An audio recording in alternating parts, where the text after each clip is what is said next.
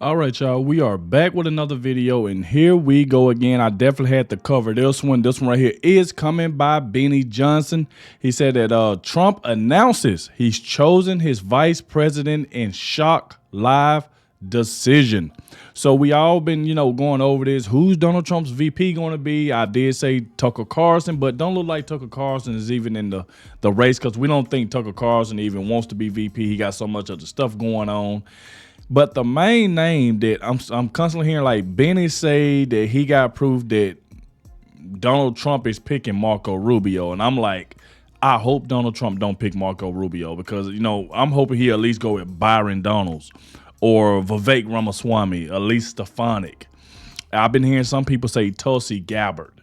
So it's just so many other names, that I feel like Trump can go with other than Marco Rubio, because a lot of people do not like Marco Rubio. They call him a rhino. They saying that Donald Trump shouldn't pick him.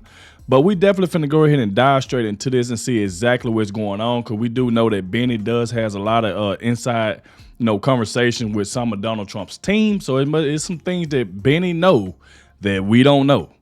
So we definitely finna dive straight into this. If y'all can do me a favor, please hit that like button, subscribe to the channel. I appreciate everybody that been showing support, everybody who been watching the videos until the very end. Thank you very much for that. And y'all let me know in the comment section, who do y'all think Donald Trump should go with, man? Like right now, I'm thinking Byron Donalds. He's been with him almost all through the way. It just seems like Byron Donalds is his VP pick to me.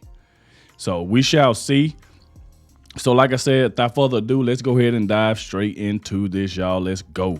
Any other questions? What's up, guys? Boy, Benny. So Donald Trump is somebody who I take at his word, and Donald Trump has said regularly that his VP selection is not going to be earth-shattering. Donald Trump has a big enough personality. You don't need the extra moxie on the VP slate. It's going to be somebody that people know, and he's been saying this all through the Iowa caucuses, all through New Hampshire, and as much as I want to have a Tucker Carlson or a Vivek Ramaswamy on the ticket with Donald Trump, and those are the two favorites, I think, of mine that I've been pulling for a long time. Maybe Byron Donalds on there. Yep. Friends of the show, right? People who we've worked with, people who we know. Why not? It's totally selfish. I want my people to be on the ticket, right? I want the people that we like and know and that pop on the show to come on the ticket with Donald Trump so that, we can make America awesome again. Well, anyway, Donald Trump's been sort of projecting that it's going to be somebody that we know. It's going to be a political quantity and entity that people are familiar with. Now, Donald Trump's also been doing something very interesting, which is asking audiences who they want as VP. Any hint at a VP? Well, I have a lot of good people. We had a lot of them here a couple of days ago on the stage, and we really do. Who do you like? Honestly, Tucker Carlson. I think he'll give the truth. He'll speak the truth. A lot of people don't disagree with you. I want the truth. And What a guy. He's been a good man. He's been a friend of mine. He loves our country, I will tell you. You like Tucker? I love Tucker. Who do you like? I like Tucker Carlson. Who do you like? I'm from Europe. Oh, well, he likes Macron. Okay, so Donald Trump doing his Trump thing, going out in the audience, asking people. He's done this at rallies. He's done this in interviews and in live town halls. Who do you like? Who do you like? Oh, I don't know. And he's playing it very, very close to the chest. And the reason why, of course, we're all obsessed with this pick is not because we don't like Donald Trump, but because, one, this is assassination insurance against Donald Trump. You want to pick somebody who's also America First. This is America First insurance because you want to pick somebody who can carry forward the mantle. Donald Trump will be term limited to a single term limit. And finally, and this is very important, we've seen what happens when you have saboteurs and Benedict Arnolds inside of your administration who act against the prevailing will of the America First movement, right? We've seen that play out. We've seen that movie before, and it had a very, very bad ending. And so we were a bit taken aback and shocked this weekend when Donald Trump says, yep, I've already picked. I've decided on my VP. But we weren't that shocked because Trump's been kind of saying this for a long time, and he's been playing this cat and mouse game, and I think he very much likes playing that Cat and mouse game keeps people guessing. Of course, he was the host of The Apprentice, right? Duh, you know, like, he kind of understands these levels. He says he hasn't told his pick yet, but they will be at the debate this week. This reporting comes from a NBC news reporter who apparently can't pay for verification on X. Or is NBC really hurting that badly? People are such dorks. And another NBC news correspondent who were out with Donald Trump in a Tony and Nick's Steaks cheesesteak, Philly cheesesteak location. Donald Trump did an awesome retail politics grip and grin at this location, and met obviously a mini Trump, and then said, Trump tells me that he's picked his VP. He hasn't told them yet. They'll be at the debate. Uh-oh. Okay, well, there we go. That made headlines across the world, actually. And Trump says he's decided on his running mate, and he drops major VP hint ahead of CNN debate. Apparently, there are three people that the list has been narrowed down to, but Donald Trump's already made his selection, and we think we know who it is. Trump is focused on Doug Burgum, J.D. Vance, and Marco Rubio as he enters the home stretch. Now, this is the selection. This list has been narrowed down. The reason why I'll tell you why I don't like two of these options. I don't like Doug Burgum because nobody knows who the hell he is, and because he's boring. Call me superficial or whatever, but I think that you should be able to match the energy of Donald Trump, and it's very important to pick somebody who brings more people into the fold. I like J.D. Vance a lot. I think J.D. Vance could probably make a great president someday, but I think that he's reductive when it comes to Donald Trump. I think he's very much like a Trump cutout. And I love that about J.D. Vance. That's a big positive. I absolutely get what Benny is talking about, because when I first heard about Doug Burgum, I'm like, who is Doug Burgum? You know, that was my first thought, like, who is that? And then, like he said, like J.D. Vance, he don't look, you know, it's the thing of, like what Benny's saying, Donald Trump needs somebody that can match his energy. And I'm telling you now, a lot of you might not like this, a lot of you might do. But the person, to me, that matches Donald Trump's energy and can get on that microphone and deliver it over his mark is Vivek Ramaswamy. I'm telling you. A lot of people say they don't like him. And like I said, Byron Donalds. Vivek Ramaswamy and Byron Donalds are like one of the two. It don't matter if you got them 1 and 2. They like the two that can get on that microphone and match Donald Trump's energy. Just look how they is when they on that microphone. And like what Benny said, no disrespect to Doug Burgum, but he is kind of boring. You know what I'm saying? Like, I feel like Donald Trump needs somebody who can talk, who can get on that microphone, who can, bag him up at all times. And that's going to be Vivek or Byron Donalds. I would take one of them, Vivek or Byron Donalds. That's just me. You know, Elise Stefanik is another one. And I know, like I said, a lot of people been saying Tulsi Gabbard, but we shall see. But that's my take on it so far. For him, not a negative. But in politics, it's addition, not subtraction, right? And you want to add. Marco Rubio is somebody who I don't know him.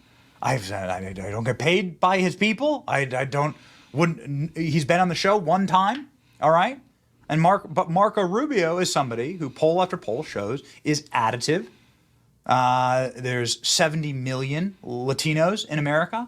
He literally speaks that language, and sort of fits into Trump's. He's sort of the guy that Trump, I think, has been projecting for a long time. Mm-hmm. Again, I'll say it once, I'll say it 1,000 times. I would like a Tucker Carlson or a Vivek Ramaswamy VP pick, but if this is what you got, then you have to read the tea leaves. The tea leaves go like this: Marco Rubio would then make an open Senate seat. Donald Trump and Ron DeSantis just made up.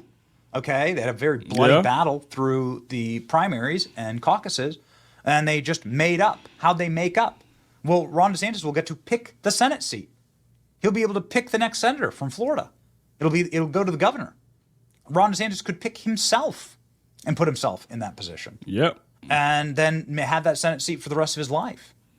This could be like Ron DeSantis' retirement chit, or maybe Ron DeSantis' path to running for president sometime in the distant future. We don't know. But we do know this. Ron DeSantis started immediately fundraising for Donald Trump and playing nice with Donald Trump. Is this the horse trade, right? This Senate seat. Now, the best that we can do is to ask, it's interesting. Donald Trump at this campaign stop decided to ask people, who do you think should be my VP? VP come to the debate? Will your VP come to the debate? Will your vice president pick come to the debate? Most likely, yeah. Do you know who your vice president's pick is? I think we have a lot of people coming. There's a lot of interest, tremendous interest in the debate. And, when you say prep, I think this is prepping. These people know better than anybody what they want. You don't need to prep, you already won. Trump playing the crowd here. In my mind, yeah. Do they know? Do they know themselves? Nobody knows. That's right. Keep it your way, baby. Win. What do you like as VP? So when he said that, he was like, yeah, in my mind, I already know who I'm picking. So Donald Trump pretty much know who he's going to pick. He pretty much knows. Like he just literally just said it. In my mind, I know who it's going to be, but I just haven't told them yet. And the thing about it is Donald Trump probably have told that person who it's going to be, but he can't tell us right now. You know what I'm saying? So he can't tell us right now because that way, if Doug Burgum or Byron Donalds or Vivek, they keep going on air, they're going to be like, whoa, was you the one that Donald Trump had the conversation with? Is you the one Donald Trump picked? So he know that right there is going to happen. So Donald Trump is like, in my mind, I know who exactly is going to be, but I just haven't told them yet. These the mind games Trump always play. But like I said, at the end of the day, that's why we keep doing a lot of these updated videos like this with the VP pick, because we don't want Donald Trump to make the same mistake he did the first time with corrupt liar Mike Pence. So we just hoping that he picks somebody who's going to stay on his side and that's not going to turn against him. So that's why this pick right here is very, very, very important to all of us. The reason why I don't have a problem covering these Trump announcement VPs and stuff like that, because we breaking this stuff down and we getting closer to the end. I'd like you to run the whole country the way you did. Donald Trump playing coy. We asked Anna Paulina Luna, who is a rising star and somebody who knows so very much about what's going on in Florida politics, about our thought process on Marco Rubio. And her answer was sort of shocked us. Here we go. To bow out and run as VP, it seemed to make sense to us. Wanted to get your thoughts on that. I mean, I think that you are probably spot on, Benny. You tend to have a good. She said we're spot on. Finger on the pulse. Yeah, she did. But what I will say is that I'm also seeing that Burgum's kind of up there. So I have my opinion, and I've heard on pretty good sourcing the top three. I think that you've kind of nailed it with all three of them. But, again, the largest voting minority in the country right now is Hispanic Americans. And so I think that Trump, even if he weren't to have a Hispanic VP, he would still get the vote based on his policies and what he's shown to actually be a huge asset to our community. But I do think that Rubio might be up there as a top contender. Okay. I mean, what more? What more? And that's the thing, though, like what Benny's saying about the Marco Rubio thing, and it seemed like that's who it seemed like it could be. So what if, with Marco Rubio because of the Hispanics, and what if he go with Byron Donald to try to build up his, the black votes? So it can be leaning left or right. So it's But like I said, we shall see. But this is the time that Benny said Marco Rubio, and then she even saying, hey, Marco Rubio, pretty much. You get, right? They're all but saying it. I'm not telling you that's, again, I'm just telling you what I believe is going to happen. You could not like it or not like it. A lot of people don't like it. They don't. But I'm telling you, that's what I believe is going to happen. And I believe it serves Trump. I can see the motility of it all. I believe it serves Trump really well. And Trump seems extremely energetic and ready to go. Donald Trump saying this about Joe Biden. I mean, does this man need any help, right? Donald Trump saying this about Joe Biden before the debate. Tonight, we'll refer to him as Sleepy Joe. Because right now, as you know, it's been reported that right now Crooked Joe's gone to a log cabin to study, prepare. No, he didn't. He's sleeping now. Because they want to get him good and strong So a little before debate time, he gets a shot in the ass, and that's they want to strengthen him up. So he comes out. He'll come out. I say he'll come out all jacked up, right? All jacked up. No. Will anybody be watching the debate on Thursday night? The man doesn't need any help. Man doesn't need any help. But, Oh. you know, no man's an island, right? And I have seen what happens when Donald Trump has a bad vice president. And it'd be nice to see somebody who's a good vice president. Right. And who's actually additive. Politics is addition, not subtraction. Right now, there's nothing being added to Joe Biden's column. There's just subtraction. And so, yeah, this is the way. Donald Trump.